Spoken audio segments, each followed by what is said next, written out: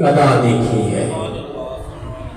جو کریم مدنی آقا کی زلفوں کے اسیر ہو گئے وہی زمانے میں سب سے امیر ہو گئے۔ آقا کریم رؤوف الرحیم رحمت للعالمین کا بے پناہ فضل اور شکر ہے کہ ہم آستانہ غوثیہ قادریہ بغدادی ہاؤس میں قبلہ پیر طریقت رہبر شریعت حضور قبلہ عالم الحاج پیر احمد بخش ناصر صاحب قادری اشرفی چشتی نقشبندی دامت برکاتہم قدسیہ کے زیر سایہ اور بفیضان نظر اولیاء کاملین بالخصوص سید الشہداء امام عالی مقام امام حسین علیہ السلام اور حضور کے تمام اصحابہ کرام، تمام اولیاء کاملین بالخصوص سیدنا شیخ عبد القادر جیلانی رضی اللہ تعالی عنہ، آپ کے فیضان کرم سے یہ ذکر خیر جاری و ساری رہے گا انشاءاللہ۔ قرآن حکیم فرقان مجید وہ کتاب مبین ہے کہ جس کا ایک ایک لفظ اللہ کی رحمت، برکت اور نور کو سمیٹے ہوئے ہے، اور ایک ایک لفظ جو ہے وہ ہمارے قلوب و اذہان کو یوں منور کرتا ہے کہ گویا کوئی چیز تاریکی سے نور کی طرف رواں دواں ہو جائے، اور یوں پروانہ نور بنا دیتا ہے کہ خدا کی قسم بیٹھے تو یہاں ہوتے ہیں، نظارے کملی والے آقا کے ہو رہے ہوتے ہیں۔ اور جب کوئی عاشق قرآن کریم کی تلاوت کرتا ہے تو خدا کی عزت کی قسم یوں محسوس ہوتا ہے کہ آسمان سے فرشتوں کا نزول ہو رہا ہے۔ تو اللہ برادر محترم کو مزید برکتیں عطا فرمائے۔ خدا کا ذکر کریں اور ذکر مصطفیٰ نہ کریں، ہمارے منہ میں ہو ایسی زبان خدا نہ کرے، کیونکہ جو قبلہ جسے ہم کعبۃ اللہ کہتے ہیں وہ عبادت کا مرکز ہے۔ عبادت کرنی ہے تو منہ کا جو رخ کا قبلہ ہے وہ کعبۃ اللہ ہے، مگر جب عشق عبادت کرتا ہے تو رخ مدینے کی طرف ہوتا ہے۔ پھر عاشق کا رخ بھی مدینے کی طرف ہے اور کعبۃ اللہ کا رخ بھی مدینے کی طرف ہے۔ حاجیوں آؤ، و اعلیٰ حضرت عظیم البرکت آپ کی پرنور تربت پر کرم و سلام۔ آپ فرماتے ہیں حاجیوں آؤ شہنشاہ کا روضہ دیکھو۔ یہ جنہوں نے دیکھ رکھا ہے نا، خدا کی قسم جب ذکر ہوتا ہے نا وہ اندر سے تڑپ جاتے ہیں، چہرے بتاتے ہیں کہ جب ذکر مدینہ الرسول ہوتا ہے تو ان کی کیفیت کیا ہوتی ہے۔ حاجیوں آؤ شہنشاہ کا روضہ دیکھو، ارے کعبہ تو دیکھ چکے، اب کعبے کا بھی کعبہ دیکھو۔ ساری دنیا عبادت کے لیے رخ کرتی ہے کعبۃ اللہ کی طرف، مگر جب کعبے کو وجد آتا ہے وہ رخ کرتا ہے مدینہ الرسول کی طرف، مدینہ الرسول کی طرف، وہ مدینہ جہاں کائنات کا سرور سردار اور عالم کائنات کا مالک و مولا، ماما و ملجا، قبلہ و کعبہ، آقا و مولا تشریف فرما ہے۔ اور خدا کی قسم اگر کائنات میں مدینہ نہ ہوتا تو کچھ بھی نہ ہوتا، کچھ بھی نہ ہوتا۔ اگر یہ دنیا آج بھی قائم و دائم ہے تو قدم رسول کا صدقہ ہے، چادر بطول کا صدقہ ہے، آل رسول کا صدقہ ہے، پنجتن پاک کا صدقہ ہے، اولیاء کاملین کا صدقہ ہے۔ اللہ کریم ہمارے عشق کو اسی طرح سلامت با کرامت رکھے۔ یہ عشق میں کیا لٹائیے، آل نبی نے لکھ دیا سارا نثار ریت پر۔ اللہ کریم جناب فیصل صاحب کو برکتیں عطا فرمائے۔ ہزاروں میں 72 تن تھے تسلیم و رضا والے، جو کرب و بلا کے اندر 72 تن گئے ہیں نا، کسی شاعر نے کیا خوب لکھا کہ ہزاروں میں 72 تن تھے تسلیم و رضا والے، حقیقت میں خدا ان کا تھا اور یہ تھے خدا والے۔ اس دور کے اندر کوفیوں کا زمانہ تھا، بے وفاؤں کا دور تھا، اور حسینیت کا علم بلند تھا۔ تو لکھا گیا کہ ہزاروں میں 72 تن تھے تسلیم و رضا والے، حقیقت میں خدا ان کا تھا اور یہ تھے خدا والے۔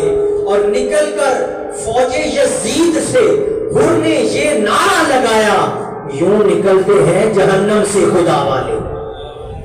اگر جہنم سے رسائی دور رکھنی ہے، رہائی حاصل کرنی ہے، تو جناب حر علیہ السلام نے ہمیں وہ زاویہ دے دیا، وہ طریقہ بتا دیا، وہ کرینہ بتا دیا کہ دامن حسین میں آ جاؤ، تجھے جہنم کی آگ چھو بھی نہیں سکے۔ تو اپنے آپ کو حسینی، الحمدللہ ابھی حسین پاک کا ذکر ہو رہا تھا، مدینے سے ہوائیں بھی آ رہی تھی اور حسینی چہرے کھلے ہوئے تھے، اور خدا کی عزت کی قسم ابا جان کے نگاہ عنایت کے طفیل اس آستانِ غوثیہ قادریہ پر آج تک کوئی بد عمل اور بے عقل آیا ہی نہیں۔ جو بھی آیا ہے وہ عشق والا آیا ہے، محبت والا آیا ہے، اپنے دامن میں حسینی خوشبو لے کر آیا ہے۔ یہ اللہ کا بڑا ہی فضل ہے۔ لیکن اگر خدا کے فضل و کرم سے کوئی آ بھی جائے نا، وہ مہکتا ہوا واپس جاتا ہے، وہ ایسے نہیں جاتا، اسے پھر حسینی خوشبو میں رنگا جاتا ہے، اسے پھر علویت کے رنگ میں رنگا جاتا ہے، اسے پھر پنجتن پاک کا فیضان دے کر بھیجا جاتا ہے۔ اول تو ایسا کوئی آتا نہیں، لیکن اگر کوئی آ جائے تو خالی جاتا نہیں۔ یہ فیضان ہے مولا مشکل کشا کا، پنجتن پاک کا، سیدہ پاک کا، امامین کریمین کا، اور میرے سیدی حضور غوث پاک کا۔ ہم ان ہستیوں کا ذکر کیوں مناتے ہیں؟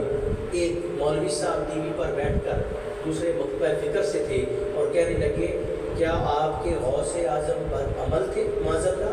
میں نے کہا کہ کیوں، یہ بات ایسا کیوں کر رہا ہے؟ کہنے لگا جی آپ ہر مہینے 11ویں کا ختم دلاتے ہیں، غوث پاک کو سارے ثواب کرتے ہیں، ان کے گناہ بخشواتے ہیں، کیا وہ گناہ گار تھے؟ میں نے کہا بے ایمان، تیری عقل میں، تیرے کھانے میں بات ہی نہیں آئی، تو نماز میں درود کیوں پڑھتا ہے، نبی پر سلامتی کیوں بھیجتا ہے؟ نبی کریم صلی اللہ علیہ وسلم کو تیرے درود و سلام کی ضرورت ہے بلا؟ کوئی اللہ اور اس کے فرشتے میرے محبوب پر درود و سلام پڑھتے ہیں، تمہیں درود پاک کی ضرورت ہے، تمہیں درود و سلام پڑھنے سے تمہیں فائدہ حاصل ہوتا ہے، نبی پاک کو تمہارے درود کی ضرورت نہیں ہے، ضرورت ہے تو ہماری ذات کو ہے، یہ پڑھ کر ہمیں فائدہ حاصل ہوتا ہے۔ اب ہم درود پاک میں نبی کریم صلی اللہ علیہ وسلم کی ذات پر سلامتی بھیجتے ہیں، کیا معاذ اللہ حضور سلامتی کے دائرے سے باہر ہے؟ وہ بدرجہ اولا، بلکہ کائنات میں جتنی بھی سلامتی ہے وہ ساری حضور کے قدموں کے طفیل ہے، جتنا بھی امن ہے، جتنا بھی سکون ہے، جتنا بھی چین ہے، وہ حضور صلی اللہ علیہ وسلم کی قدموں کے طفیل ہے۔ جیسے ہم حضور صلی اللہ علیہ وسلم پر درود و سلام بھیجتے ہیں، چاہے جائے کہ انہیں اس کی کوئی ضرورت نہیں بلکہ ہماری ذات کو فائدہ ہے، اسی طرح ہم حضور غوث جلی کی خدمت میں یہ تحفہ بھیجتے ہیں، انہیں کوئی ضرورت نہیں، ہمیں فائدہ حاصل ہوتا ہے، ان کے درجات، ان کے فیضان سے ہمارا دامن بھرا جاتا ہے اور ہمیں مستفیض کیا جاتا ہے، ہمیں فائدہ حاصل ہوتا ہے، انہیں ہمارے کھانوں کی، لنگر کی درود و سلام کی ضرورت نہیں ہے، ہمیں ان چیزوں کی ضرورت ہے۔ اور آج بڑی ہوا پھیل چکی ہے، لوگ یزید کی طرفداری کر رہے ہیں اور اسے رحمت اللہ علیہ لکھتے ہیں اور اس کے حق میں باتیں کر رہے ہیں۔ میں نے کہا خدا کی قسم رب نے نکھیڑا دنیا میں کر دیا، کون یزیدی ہے کون حسینی ہے، خدا کرے۔ ڈاکٹر شاہد صاحب کی ہمارے سامنے مکان ہے، انہوں نے کلام لکھا، شاہد وہ ایسی شان سے آئیں گے حشر میں، ہم سارے یہی کہیں گے ہمارے حسین ہے۔ خدا کی قسم نکھیڑا ہو گیا، جو دنیا میں بھی حسینیت کا نعرہ لگاتے ہیں، کائنات میں بھی انہیں حسین کے جھنڈے کے نیچے جگہ ملے گی۔ جو دنیا میں یزیدیت کا نعرہ لگاتے ہیں وہ یزید کے پاسے کھڑے ہوں گے، وہ خالی کے پاسے کھڑے ہوں گے، وہ شمر بن جوشن کے سائڈ میں کھڑے ہوں گے، وہ ابو لولو فیروز کے سائڈ میں کھڑے ہوں گے، اور خدا کی قسم یہ سارے چمکتے چہرے میرے ابا جان کے قدموں کے طفیل انشاءاللہ حضور شہنشاہ بغداد، شہنشاہ کربلا کی بارگاہ میں کھڑے ہوں گے، اور ہمارا خاتمہ بھی ایمان ہوگا۔ خدا کی قسم جو حسین پاک کا نعرہ لگاتا ہے وہ بے ایمان کبھی نہیں ہو سکتا۔ یہ پنجتن پاک کا فیضان ہے، انشاءاللہ عزیز اسی دامن میں ہم سایہ اپنے سروں پر تانے ہوئے خرامہ یہ جو وقت ہے نا اب آخرت کی طرف جا رہا ہے۔ آستانہ عالیہ رواز شریف قبلہ پیر سید جمال الدین بغدادی صاحب کہتے ہیں انہوں نے وہ وقت آ گیا ہے تسی امام مہدی دے جلوس شامل ہونے دعا کیتا کرو۔ امام مہدی دی جماعت شامل ہوں دی نمازہ میں دعا کیتا کرو. یہ وقت آ گیا ہے. خدا کی قسم اگر اس آخری دور میں بھی ہم حسینیت کے نعرے لگا رہے ہیں تو خدا کی قسم ایمان گیا نہیں, ایمان سلامت ہے. اور ان بزرگان دین کی دعاؤں کے طفیل, ان کی نگاہ عنایت کے صدقہ سے یہ ایمان سلامت بھی رہے گا, ہمیں قبر و حشر میں فائدہ بھی عطا فرمائے گا. ابھی انشاءاللہ العزیز انشاءاللہ اپنے ملفوظات شریف سے ہمارے قلوب و اذہان کو یہ قبلہ. ابا جی میں آپ کے قدموں پہ ہاتھ, 1 گھنٹہ ہوا صرف محفل شروع ہوئی. حسینی جو ہے نا وہ خدا کی قسم حسین کے نام پر ساری زندگی ہے. ابا جی یہ قسم سے یہ کوئی بھی نہیں تھکا. نعرہ تکبیر, نعرہ رسالت, نعرہ حیدری, نعرہ غوثیہ, اللہ محمد 4 یار حاجی خواجہ قطب فرید, حسینیت حسینیت حسینیت. انشاءاللہ ہم حسینی جئیں گے اور حسینی ہی مریں گے.